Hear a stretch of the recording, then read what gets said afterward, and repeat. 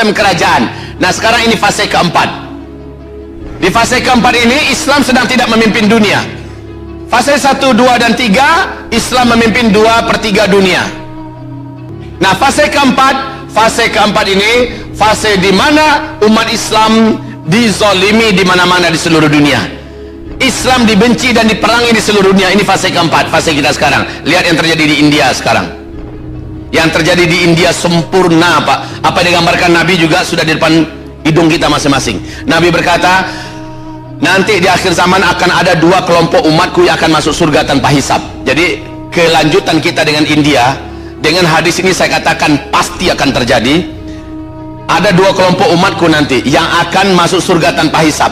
Satu kelompok yang berperang di negeri Syam, melawan musuh-musuh Allah sampai Nabi Isa turun, dan Allah siapapun yang meninggal di antara mereka yang berperang di belakang barisan orang-orang yang beriman, mereka akan masuk surga tanpa hisab. Berarti Palestina, Suriah sekarang ini yang dimaksud oleh Rasulullah sallallahu alaihi wasallam. Kemudian satu kelompok yang lain yang berperang melawan India, kata Rasulullah sallallahu alaihi wasallam. Siapapun yang terbunuh di antara mereka, mereka akan masuk surga tanpa hisab. Jadi macam apa ke depan, masa depan Islam, masa depan dunia? Menurut hadis ini akan ada perang melawan India.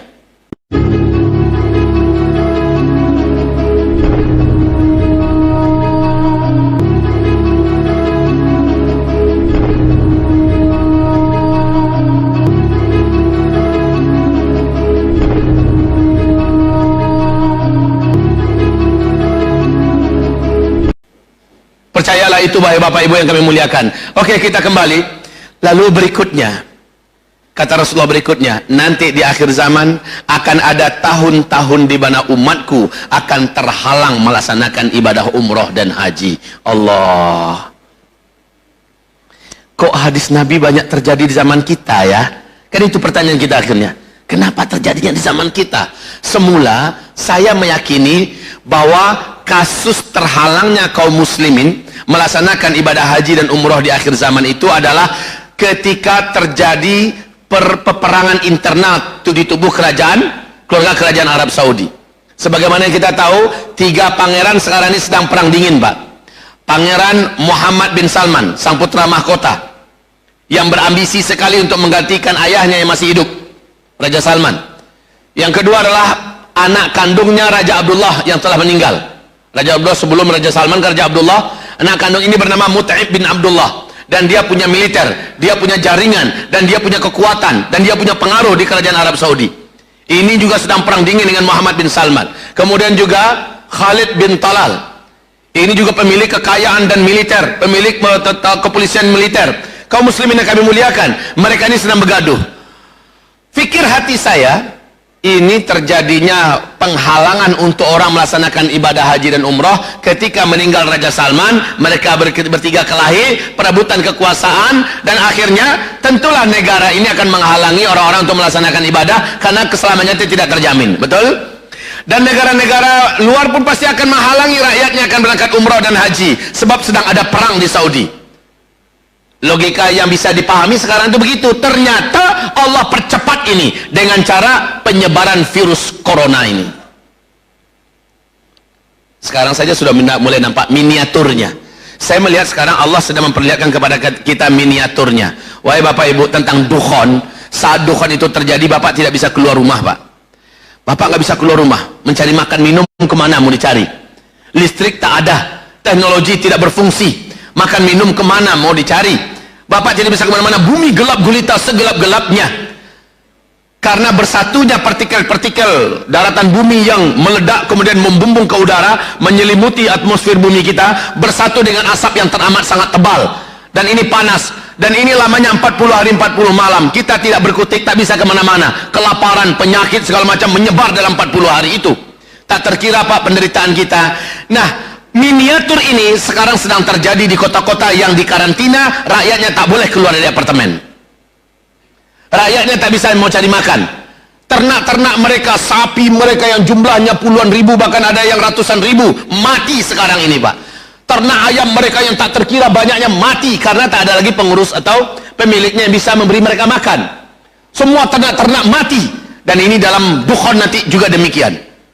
Dukhon lebih parah lagi, Pak. Kalau sekarang masih ada listrik yang bisa menerangi rumah, komunikasi masih bisa dilangsungkan, ya, air masih bisa mengalir. Tapi ketika dukhon nanti, air pun tak bisa lagi diantarkan ke rumah-rumah.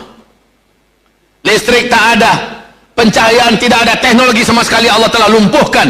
Dan bagaimana bapak ibu mencari makan? Makanya kata Rasulullah sallallahu alaihi wasallam, apabila kamu telah menyaksikan bintang berekor mengelilingi bumi antara 3 hari sampai 7 hari, kata Rasulullah, maka seluruh kalian yang ada, larilah, siaplah, bawalah diri kalian, keluarga kalian, dan siapkan makanan yang dapat bertahan selama 1 tahun. Ini perintah Rasulullah sallallahu alaihi wasallam. Tapi cirinya di langit, Pak, seluruh orang di bumi bisa menyaksikan, yaitu terjadinya bintang berekor mengelilingi bumi antara 3 sampai 7 hari. Kalau itu sudah terjadi, sudah nampak, kita masih ada punya waktu untuk lari, Pak. Lari kemana, Ustaz? Entah, terserah lah, pokoknya lari. Tapi isyarat yang saya katakan dulu sudah kasih tahu, larilah ke perkampungan-perkampungan yang sudah kita siapkan, ya kan?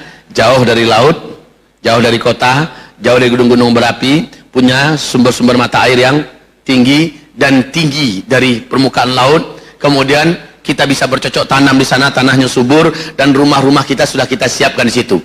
Dan di situ sudah ada orang-orang beriman yang lain juga merapat di sana, di mana kita nanti akan saling membuat barisan atau barikade orang-orang beriman dari rongrong orang-orang luar yang lapar, yang ingin memperebutkan makanan kita yang ada di dalam. Dan ini sudah disiapkan oleh setiap provinsi. Saya mempersiapkan, Pak, di pesantren saya persiapkan, tapi saya tak mampu menampung orang-orang yang banyak-banyak. Kalau orang Minang perantau mungkin saya prioritaskan. Syaratnya orang beriman yang bertakwa. Ini bukan rasis ya, Pak, ya. Orang beriman yang bertakwa pengen pulang kampung, dia mempersiapkan tempat itu, silakan. Tapi kami orang Medan, Ustaz, bukan kami sesama orang beriman, Ustaz. Kalau Anda serius, datanglah, lihatlah. Tetapi sekali lagi, Anda buat di provinsi Medan ini, Sumatera Utara ini lebih baik daripada kita mencari ke provinsi yang lain. Dan harus ada ulama di tengah-tengah kita. Larilah ke sana. Kalau sudah disiapkan, larilah ke sana. Ustaz, kapan itu terjadi? Allahu a'lam. Melihat tanda-tandanya sangat dekat sekali. Saya hanya sekedar menyampaikan. Banyak orang yang percaya tapi tidak bergerak. Banyak orang yang tidak percaya tetapi mengabaikan. Dia tidak percaya, habis itu dia melemahkan orang lain pula. Biarkan itu semua. Seperti Nabi Nuh juga diejek ketika Nabi Nuh buat kapal di atas gunung, ditertawakan oleh orang yang tidak beriman. Sementara orang beriman mempersiapkan diri, lah Allah selamatkan mereka. Ini terjadi juga dalam kondisi kita sekarang, wahai kaum muslimin. Hamba-hamba Allah yang saya muliakan, sekarang peperangan antara Cina dengan Amerika selama ini adalah perang dagang, kemudian terjadi berlanjut dengan perang biologis. Ke depan, dalam waktu yang tak lama lagi, kita lihat beberapa bulan ke depan akan terjadi perang senjata, dan inilah perang yang paling menghancurkan. Saya tak mampu bayangkan seperti apa porak-porandanya kehidupan dan peradaban di masa-masa yang akan datang, Pak. Ini tahun 2020. 2020 ini akan lebih berat daripada 2019, dan 2021 akan lebih berat daripada 2020. 2022 jauh di atas 2021. Kenapa demikian? Ada hadisnya, dan ini sebuah kepastian dari Rasulullah. Isbiru, bersabarlah kalian, fa innahu la ya'ti 'alan nasi zaman illa alladhi ba'dahu syarrun min hatta talqaw rabbakum. Bertahanlah kalian, bersabarlah kalian. Sabar dalam salat, sabar dalam ibadah, sabar dalam keistiqomahan menjalankan Islam yang kafah, sabar dalam berdakwah, sabar dalam perjuangkan Islam, sabar dalam mencari rezeki yang halal, sabar dalam mempertahankan ukhuwah sesama orang-orang beriman. Sabarlah kalian, bersabarlah. Fa innahu la yati alaikum zaman. Nanti kata Rasul akan datang suatu zaman. Nah, ini zaman yang saya pernah uraikan berkali-kali di masjid ini juga. Ini sudah pertemuan keempat kalau nggak salah saya di masjid ini, ya. Yang waktu itu malam itu padat sekali, dan itu wajar. Siang ini masa-masa orang masih gentayangan kemana-mana. Ini fase pertama, fase Nabi memimpin kita. Fase kedua, fase para sahabat memimpin kita. Nggak nampak kan, Bu? Nah, Ibu nggak nampak, Bapak yang di depan nampak. Tapi suara kita jelas, insya Allah. Yang fase yang ketiga, umat Islam dipimpin oleh para khalifah yang menggunakan sistem kerajaan. Nah, sekarang ini fase keempat. Di fase keempat ini Islam sedang tidak memimpin dunia, Fase 1, 2, dan 3, Islam memimpin 2/3 dunia. Nah, fase keempat ini fase di mana umat Islam dizolimi di mana-mana di seluruh dunia. Islam dibenci dan diperangi di seluruh dunia. Ini fase keempat, fase kita sekarang. Lihat yang terjadi di India sekarang. Yang terjadi di India sempurna, Pak. Apa yang digambarkan Nabi juga sudah di depan hidung kita masing-masing. Nabi berkata, nanti di akhir zaman akan ada 2 kelompok umatku yang akan masuk surga tanpa hisab. Jadi kelanjutan kita dengan India, dengan hadis ini saya katakan pasti akan terjadi. Ada 2 kelompok umatku nanti yang akan masuk surga tanpa hisab. Satu kelompok yang berperang di negeri Syam, melawan musuh-musuh Allah sampai Nabi Isa turun, dan Allah, siapapun yang meninggal di antara mereka yang berperang di belakang barisan orang-orang yang beriman, mereka akan masuk surga tanpa hisab. Berarti Palestina, Suriah sekarang ini yang dimaksud oleh Rasulullah sallallahu alaihi wasallam. Kemudian satu kelompok yang lain yang berperang melawan India, kata Rasulullah sallallahu alaihi wasallam.